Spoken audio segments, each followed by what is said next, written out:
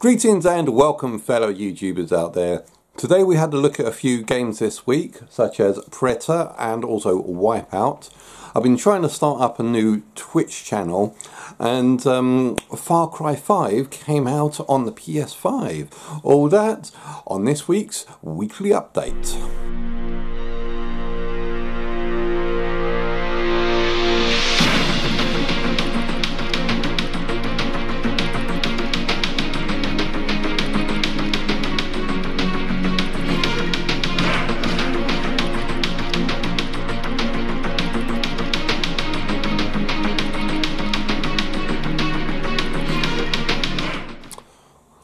Yeah, sorry, first up, it is still the same me, even though I've had a little bit of a trim up. Oh, I wouldn't say it's a shave, more of a trim, just to get rid of all that extra excess bum fluff that was on my beardy. Yes, now this week we've had a little bit of a surprise with Wipeout come out. I had no idea this game was coming out. And also, as I said, we had another look at an RPG style game called Preta. Sorry, I'm looking at the right side because I can never remember the name. I've got it written down here just in case. Sorry. And that's also why I've got like a nice light shining on the side of me, because if I turn the TV off it just gets too dark, and I don't really have anything in what we call proper lighting for these videos outside of my own lampshade. And yeah, it probably doesn't, well, that's not really professional lighting 101. But anyway, back to the games. First up, as I said, yeah, Preta. It was an RPG style game. It looked like a very low-key style, as in it seemed like it was made with a limited budget, and there wasn't much to the game itself as I was playing through. It seemed very linear, and a little bit of a slapdappish in the way of programming. But I think that it does have a potential to it. I mean, I'm saying it's like low-key, low budget, but I think that if we did start playing this and start playing properly, or the people who created this game really wanted to create something good and proper, they're well on their way. It's a good start, and I mean, I'm getting a sort of Diablo vibe from this. Okay, yeah, I know it's a completely different art style and completely different type of gameplay, but the reason I got a sort of like Diablo art style was from the very first time that I played Diablo, and I do hope I'm pronouncing that right. You started off in like a city, and then you go off down into the dungeons, and whenever you finish you can teleport back up to your start point at the city, and it's just a rinse and repeat of you going down into the dungeons. Here, after the initial training quest, you get put into this little minor hamlet of a town. I say it's a very small area, and you get a quest that you go out, and then once you finish the quest you come back to the hub, as it says, that's sort of a hub style, and another area is unlocked. You do another quest, you come back, another area is unlocked. Go on and go forth, and eventually you'll probably open up everything, and you become nice, big, powerful, get the best stats, etc, etc. Well, I thought I did a fair bit. I mean, I did like 5 or 6 levels in. I thought, okay, let's give the online a little try.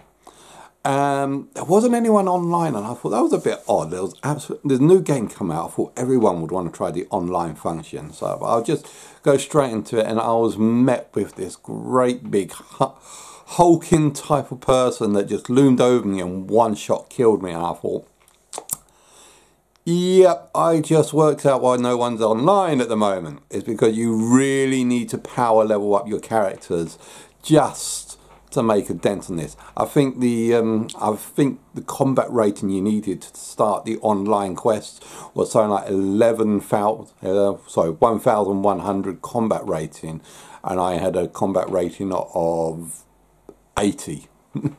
Yeah, so I think that you really do need to power your way through the game first, really get yourself leveled up high, just before you can even think of starting the online quests.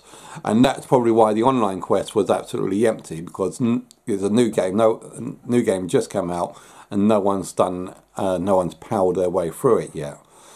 And considering the type of graphics, the environment, I don't think that it's going to hold too many people's interest for that too long, because it does seem like a kind of bland game from the outset. I'm not too sure that it will grab some people's attention.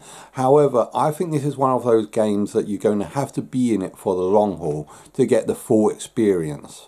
It's not going to be instant gratification. You have to grind your way through this. You have to work at it, and then you will probably be rewarded later on down the line with the adrenaline rush of beating like the big bad guys and so on. So Preta, I think that's one to watch this space. Nothing great at the moment, but I think down the line it could be something. The developers may even look into like doing the meta development type of thing, but I doubt it. Next up, yeah, I think we said enough of that game. Even though I might not be pronouncing it right, say Preta. Yeah. Next up, we have Wipeout, and oh my God, was I surprised with this game. Really, really surprised. I've known Wipeout for a long time, a very long time. I mean, way back in, like, I'm not sure if it was like in the 1980s or 1990s, there was a game that came out called High Octane.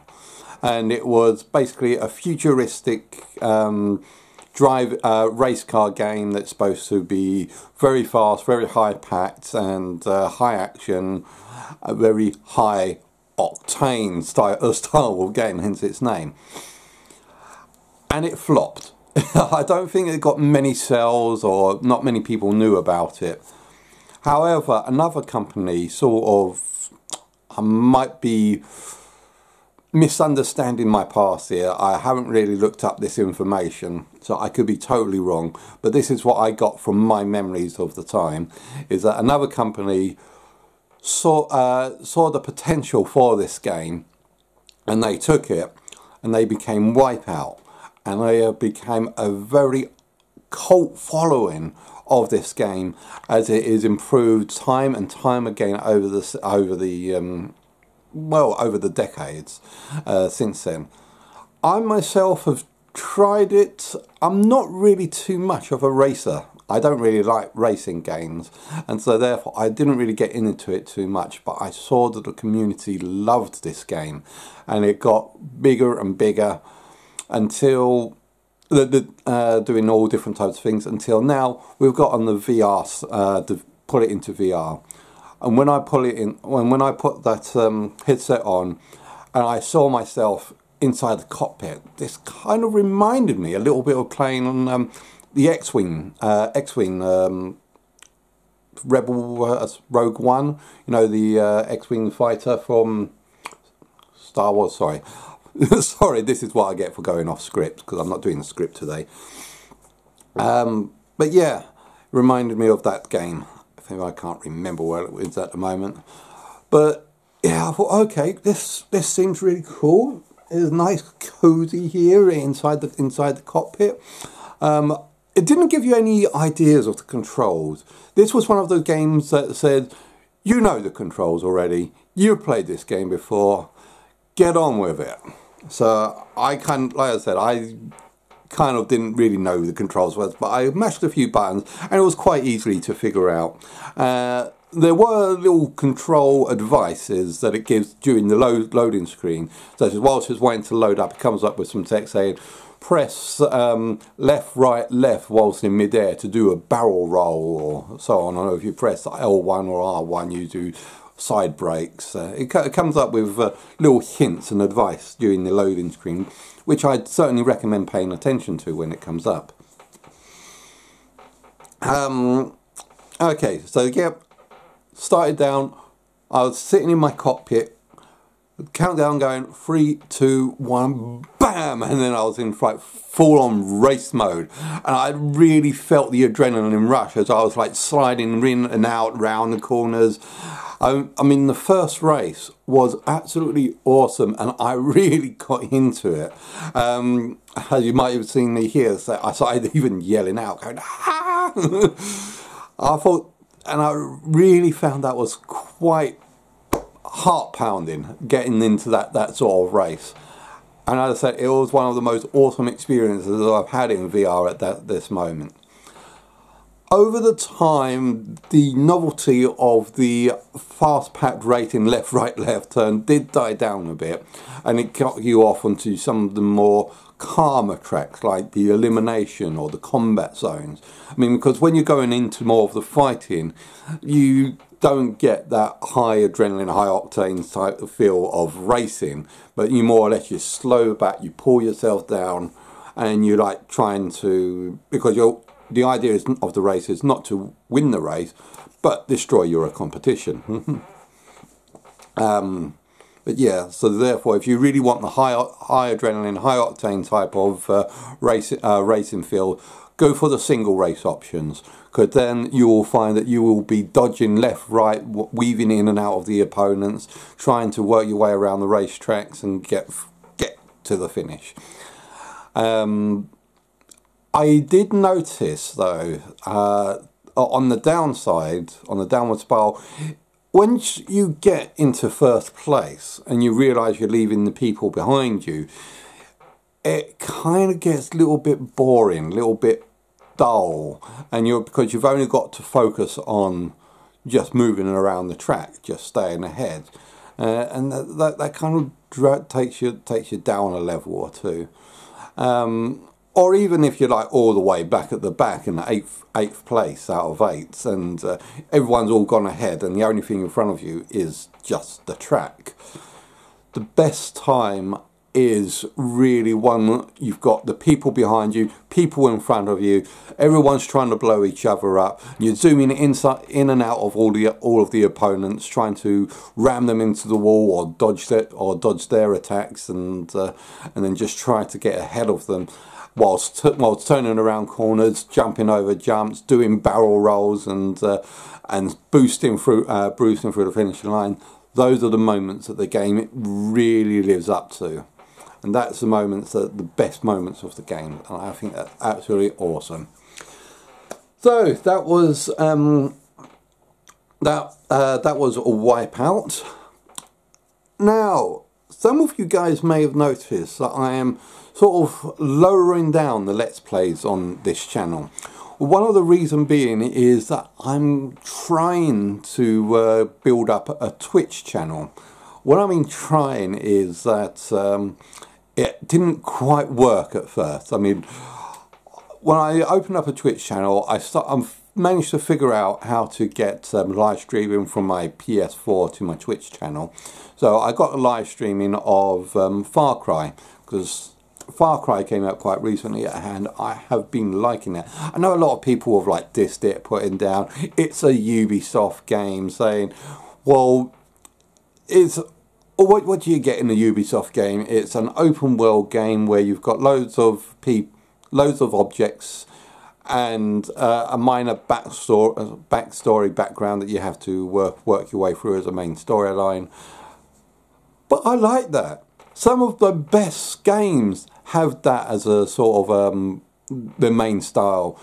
Skyrim, Fallout, they all have this massive open world where you've got thousands of little side quests, collectors, you've got to go this, there and the other just to pick up things and do stuff. And I like that in a storyline, in an open world game. I don't consider it a Ubisoft game, I consider it an open world style game. And open world style games last for like 50 hours plus if it's a good open world game, because there's just so much to do, so much that you can play, and you just got to basically get on with it. It allows you to do what you want to do, and there is an underlying main story arc that you can see that involves itself in the world around you as you play. And I like that. I have no idea why people were putting down Far Cry 5 because of it being a Ubisoft game. It's not. I know Ubisoft games are doing open world style games, but it's not the style of game that is just based to Ubisoft. It's a style of game for the genre of open world, and that's a good thing. We enjoy it, we like it. So I don't know why people are making this out to be just like, yeah. Anyway, that's my little rant about why people are hating Far Cry 5. No, Far Cry 5 is a good game. I like it. If you don't like it, well, that's up to you. But yeah, right, back to the Twitter. Not Twitter, no, Twitch. Yeah, back to Twitch. I've been trying to get my Twitch account now. When the Far Cry 5 came out, I did stream it for like 3 hours or so, 2.5 to 3, and it failed. Well, it didn't fail. It streamed. I could see my stream. I got my first follower while I was watching that stream. But it didn't seem to keep it. Now I had to go through a lot of tutorials, a lot of videos, just so that I can find out that there was a particular button that you need to press in the settings and channel tabs, just to say save your broadcasts. And even then, once it's saved, it deletes them after about 14 days. So I don't really know how I'm going to keep my videos after 14 days. I mean, I can download them and then upload them again to my YouTube channel, or upload it to the actual channel, Twitter channel itself. So so this is like a learning curve for me. I'm just trying to understand how it works. I would like to know how to get that paid donations. I mean, that's one thing that makes me smile, getting donations on that channel. That makes me go, yeah, yes please. Give me the money. I want the money. Show me the money. But yeah, hopefully I'll be, if I can get Twitter to work properly, I get videos, broadcast live, and keep the videos on there indefinitely without them being wiped after about 14 days. Then yeah, I will start moving my my Let's Plays from here onto the Twitter account, and I think that will be much better, because that will then free up this channel here for the other things like my stick figures.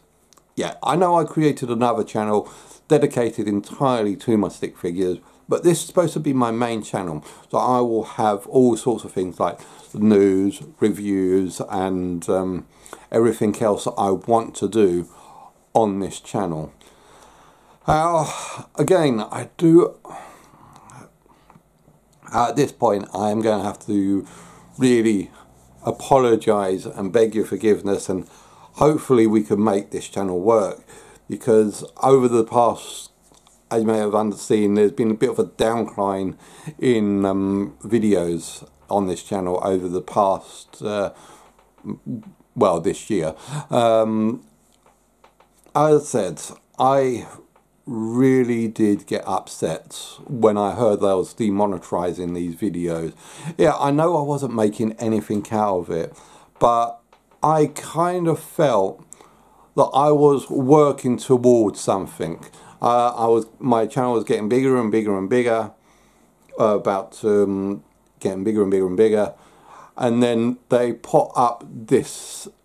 Oops, sorry, they put up this level entry bar, which was so high that I thought, okay, oh, damn, I don't even come anywhere close to what the level entry is of monetization.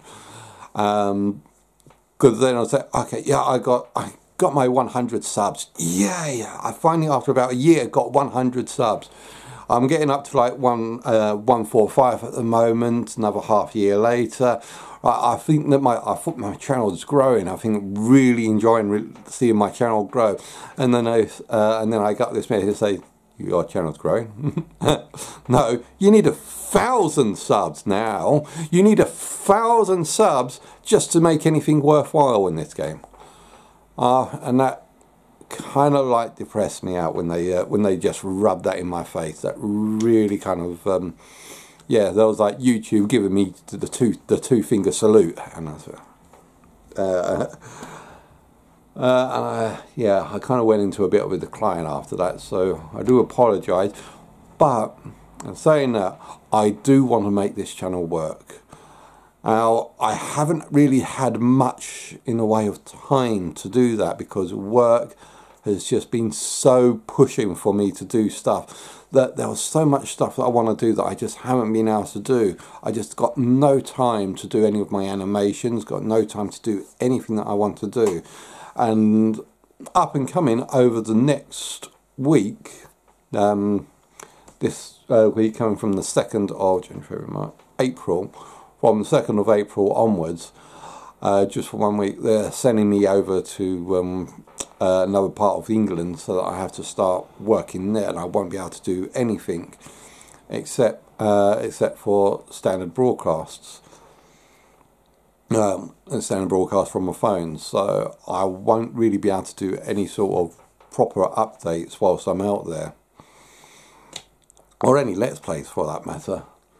But hopefully it will give me some time. I'm going to take my laptop with me whilst I'm up there and see if I can work on some of my computer animations whilst I'm up there. So fingers crossed that'll allow me to do some extra stuff. Cool. But that's only just for the next week. Well, I think we'll wrap that up for now. I don't think there is anything else. We are still waiting for our March loot box, which hasn't actually come through here. Loot box? Geek Gear. Yeah, sorry. We're still waiting for our March Geek Gear, which hasn't come through yet. But once it does come through, we'll upload the box opening for that. And also, again, the Sci-Fi London Film Festival is growing ever closer. Looking forward to that coming out, so I'll be getting out my 360 cam to take some good pictures of the events and get some footage, see if I can get any interviews coming up. All good stuff basically, so it's looking up for the future. So with all that said, I hope you've enjoyed watching this as much as I enjoyed filming this. Please don't forget to like and subscribe, and I'll see you guys out there.